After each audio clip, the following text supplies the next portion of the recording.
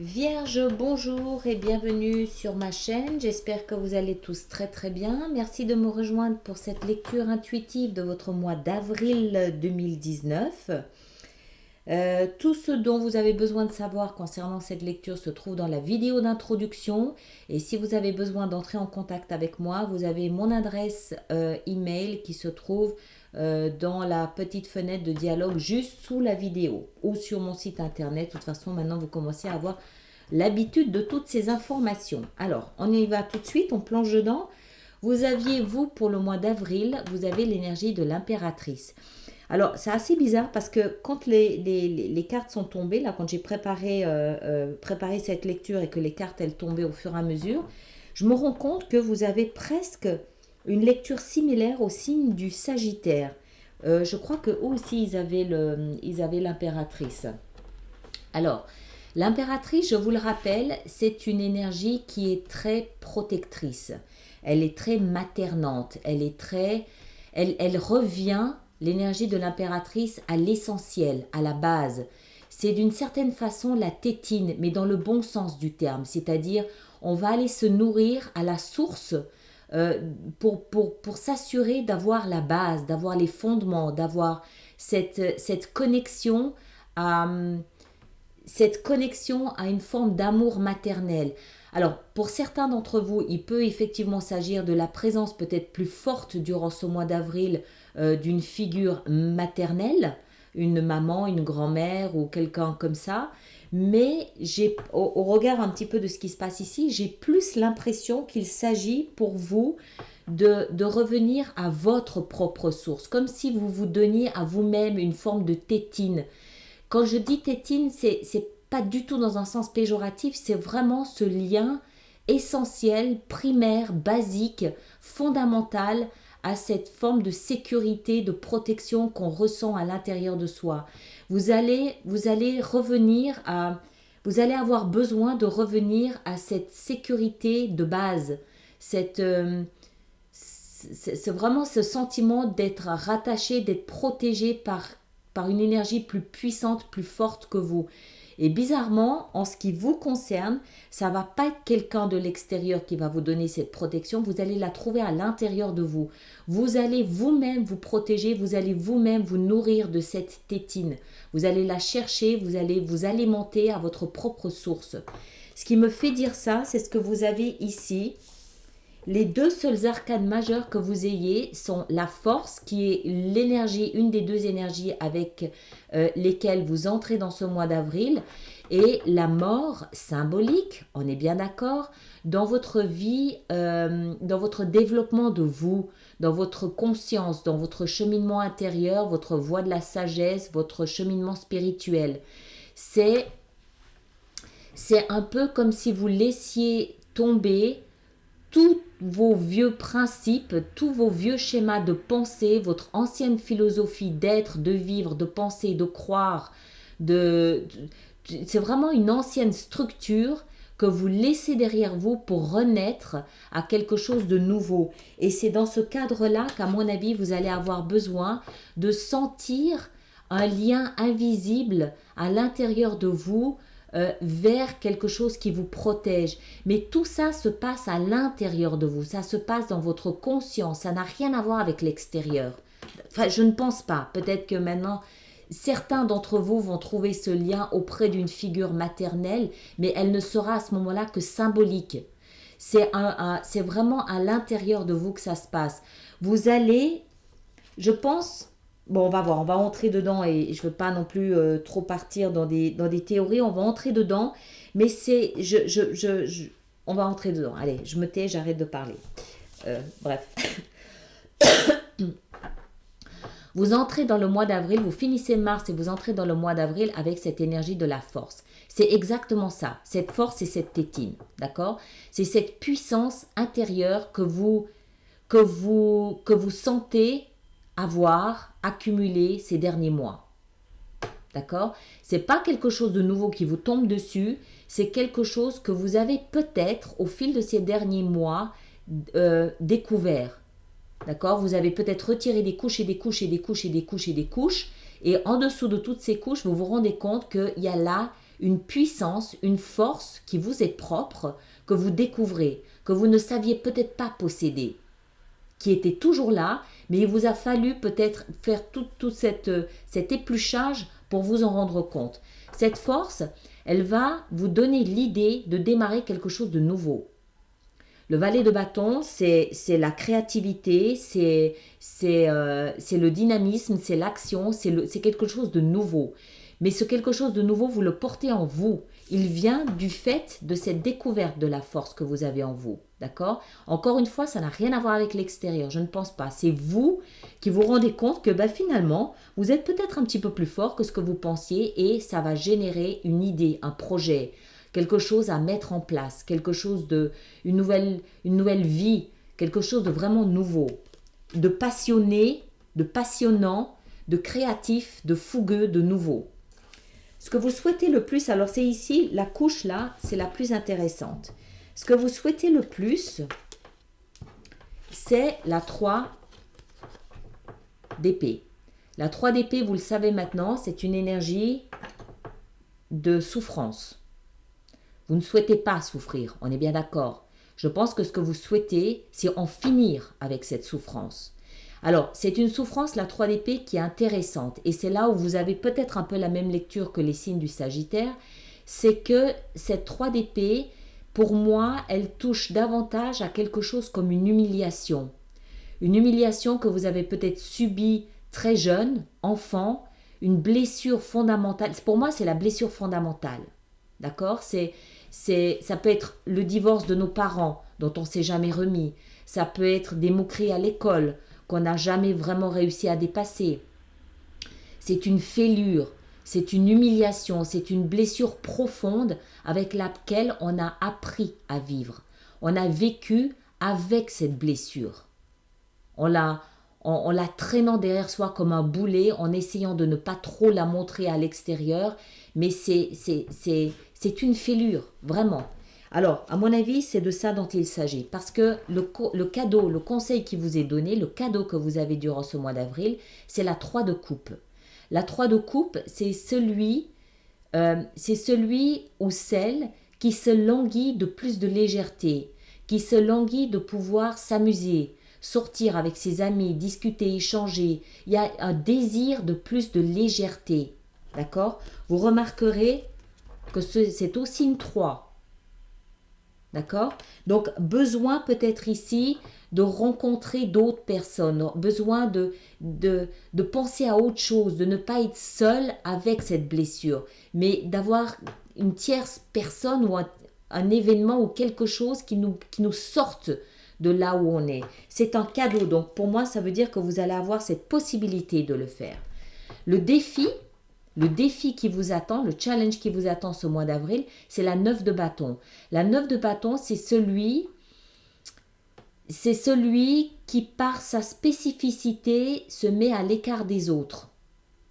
C'est celui qui va protéger son intimité. C'est celui qui va porter un masque social, un masque pour ne pas être rejeté par les autres. C'est celui aussi qui porte en lui un secret, un jardin secret, et il ne veut pas le montrer, il ne veut pas en parler. Donc il va distraire son entourage avec des attitudes complaisantes, avec une activité importante, avec de l'humour, avec tous les artifices qu'on connaît tous, pour que surtout personne ne s'approche de trop près de son intimité, parce qu'il pourrait à ce moment-là se sentir vulnérable, donc en danger, et donc ressentir à nouveau cette souffrance. C'est un défi, d'accord? C'est un défi.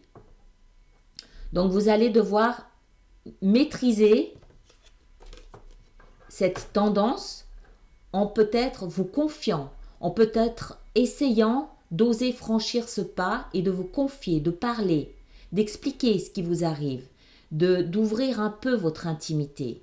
Un peu. On ne peut pas passer du jour à la nuit ou de la nuit au jour comme ça en un claquement de doigts, mais essayez un peu, osez. C'est là où vous allez avoir besoin de vous sentir en sécurité, vous, à l'intérieur de vous, de ne pas vous sentir coupable de porter cette blessure. Tout le monde a une blessure fondamentale. C'est pas parce que vous en avez une que vous êtes différent des autres, d'accord? Et cette protection, cette sécurité, vous allez devoir la trouver à l'intérieur de vous. Dans votre vie sentimentale, vous avez la tempérance. La tempérance, c'est une énergie d'harmonie. C'est celui qui en fait va arrondir les angles. C'est celui qui va mettre de l'eau dans son vin. C'est celui qui va tempérer l'eau chaude et l'eau froide. C'est celui qui cherche l'équilibre et l'harmonie. Vous n'avez surtout pas besoin de conflits et de drames dans votre vie sentimentale en ce moment. Si vous avez une vie sentimentale, si vous avez un partenaire, c'est l'équilibre que vous avez dans votre vie relationnelle qui va vous permettre peut-être d'oser sortir un peu. D'accord? Si vous n'avez pas de partenaire dans votre vie sentimentale aujourd'hui, l'équilibre, l'harmonie que vous avez réussi à mettre en place va être un point d'appui pour que vous puissiez faire le travail que vous avez à faire ici. Mais harmonie, équilibre, et c'est très bien comme ça. Dans votre vie professionnelle et financière, vous avez le chevalier de coupe. Alors, pardon. Le chevalier de coupe, il représente un personnage d'un signe d'eau, Cancer, Poisson ou Scorpion. Il est possible que dans votre vie professionnelle, quelqu'un d'un signe d'eau vous apporte une nouvelle, vous informe de quelque chose. Ça peut être un projet, ça peut être un contrat, ça peut être une idée, ça peut être, je ne sais pas, une invitation, ça peut, voilà. Il peut y avoir une forme d'échange parce que c'est une action, il peut y avoir une forme d'échange de la part d'une personne d'un signe d'eau dans votre vie professionnelle. Mais ça peut aussi nous signifier que vous allez peut-être avoir des échanges qui vont vous plaire dans votre vie professionnelle. C'est une coupe, ça veut dire que émotionnellement, c'est quelque chose qui vous touche. Donc ça peut être ce que vous aimez. Ça peut être peut-être enfin une suggestion, une proposition, une ouverture dans un domaine qui vous tient à cœur. Ça peut être peut-être enfin une augmentation de salaire, celle à laquelle vous aspiriez depuis longtemps, que vous souhaitiez. Quelque chose qui vous fait plaisir, qui vous fait du bien. D'accord ? Alors, c'est ici que c'est intéressant. Votre développement spirituel, votre cheminement intérieur, vous lui donnez le nom que vous voulez, on est bien d'accord. Il ne s'agit pas de religion, il s'agit de développement de sa conscience. Vous avez la mort. Alors, c'est une très belle carte, la mort, parce que ça veut dire que tout ce qui est périmé, qu'est-ce qu'on fait quand on a un aliment périmé dans son frigo? On le balance. Tout ce qui est périmé dans votre philosophie de vie, vous allez le balancer. Et le fait de le balancer, c'est la même chose lorsqu'on fait du rangement dans ses placards. Le fait de faire de la place, qu'est-ce qu'on fait quasiment automatiquement derrière? On va tout de suite aller acheter quelque chose de neuf pour pouvoir remplir l'armoire. Vous allez faire à peu près la même chose avec votre philosophie de vie, votre conscience. Vous allez faire le ménage. Vous allez faire, c'est le grand ménage de printemps. Vous allez nettoyer tout ce qui ne vous convient plus comme pensée, philosophie, attente, structure. Alors, ça peut être en rapport avec l'extérieur, mais ça peut aussi être en rapport avec vous-même. Peut-être que vous aviez, je ne sais pas, c'est un exemple, hein, peut-être que vous avez eu une certaine éducation et qu'aujourd'hui, vous vous rendez compte que cette éducation que vous avez reçue, elle est trop rigide pour la personne que vous êtes devenue. Vous allez faire le ménage. Ça ne veut pas dire que vous allez tout jeter. Vous allez peut-être conserver que ce qui vous parle, que ce qui vous semble utile et important aujourd'hui, mais vous allez tout simplement en fait mûrir. Vous allez tout simplement vous rendre compte que si l'éducation que vous avez reçue, elle vous a été utile pendant les premières années de votre vie, aujourd'hui vous avez mûri, donc vous avez votre propre conception de la vie, vous avez peut-être d'autres philosophies, vous avez peut-être vécu d'autres expériences qui vous ont enrichi différemment, et vous allez faire le ménage pour en fait laisser de la place à votre vision de la vie, à votre vision de ce que votre vie doit être, de ce que le bonheur signifie pour vous et non plus par rapport à vos parents ou par rapport à votre entourage ou par rapport aux copines ou je sais pas. Vous allez vraiment faire le ménage dans votre vie philosophique, dans vos pensées, dans votre conscience. Voilà. Ça veut dire qu'il y a évolution en fonction surtout de qui vous êtes vous et non plus en fonction des autres. D'accord? C'est très bien. Ce qui renforce cette idée, c'est l'issue. L'issue ici, c'est la 7 de bâton. La 7 de bâton, regardez ce bonhomme. Il est acculé contre un mur, il a une batte et il en a 6 qui sont contre lui. Et il va se défendre parce qu'il croit en ses principes à lui. Ces 6 bâtons, symboliquement, il faut les voir comme des arguments de 6 personnes. C'est des arguments du genre « mais pourquoi tu fais ça comme ça, mais c'est pas comme ça, mais je t'ai toujours inculqué qu'il fallait faire ça comme ci, et tu prends une mauvaise route, et ça va pas réussir, et puis blablabla, blablabla. » Et en fait, vous allez vous tenir debout, et vous allez dire « non, j'ai une nouvelle philosophie de vie, j'ai une nouvelle conception de comment ma vie à moi doit être, et je vais me battre jusqu'au bout, bec et ongle, pour imposer ma vision des choses à moi, parce que je la considère juste et bonne. Ça ne veut pas dire que vous allez dominer les autres. Là, vous vous battez pour vous, pour votre vie à vous, pour vos principes à vous, pour vos valeurs à vous. Hein, ça ne veut pas dire que vous allez devenir le tyran de la famille et embêter tout le monde avec des idées que vous imposez. C'est pas ça. Vous vous défendez pour vous. D'où ce besoin de revenir à quelque chose d'essentiel à l'intérieur de vous qui vous protège et vous sécurise. Vous allez trouver en vous, c'est un état, en fait, en soi, où on se sent en sécurité, protégé, tout simplement parce qu'on est dans le juste pour soi. Ce qu'on fait est juste, on le sent juste. Et c'est ce juste qui va vous nourrir et qui va vous permettre de faire ce travail que vous avez à faire ici. Et qui va surtout vous permettre de soigner cette fêlure, cette humiliation que vous portiez en vous. D'accord? Très très forte lecture, très très belle. C'est très bien, moi ça me va très très bien. J'adore quand c'est clair comme ça. Et puis il y a toujours, ce que j'aime, c'est qu'il y a toujours ces notions de guérison. Parce qu'on est toujours tous en train de soigner quelque chose, une blessure, un truc, que ça vienne de l'enfance ou que ce soit plus récent. D'accord? Alors, on va voir de quelle façon on peut faire cette extension sur Vimeo avec ça. On va commencer à regarder ce que c'est que ce nouveau départ, ce valet de bâton. De quelle manière ça va, on peut l'expliquer. En quoi consiste ce nouveau départ pour le valet de bâton? Qu'est-ce que c'est que ce nouveau départ pour le signe de la Vierge? Oh, l'as de coupe. Alors, soit un nouveau départ amoureux, hein, un nouveau départ dans votre vie amoureuse, soit un nouveau départ qui émotionnellement est exactement ce que vous souhaitez. Alors, on va voir maintenant la 3 d'épée. Qu'est-ce que c'est que cette 3 d'épée? Qu'est-ce que c'est que la 3 d'épée? Comment on peut expliquer la 3 d'épée? La 3 d'épée, le 2 de denier. Voilà. Encore une avec la 2 de denier ici. Le roi de bâton. D'accord, très bien. Le conseil ici avec la 3 de coupe. Qu'est-ce qu'on a pour le conseil? Qu'est-ce qui vous est conseillé? Voilà, c'est ça. D'accord? La fin d'un cycle douloureux. Encore une avec la 10. La 4 de coupe. Encore une avec la 4 de coupe. Le valet de coupe.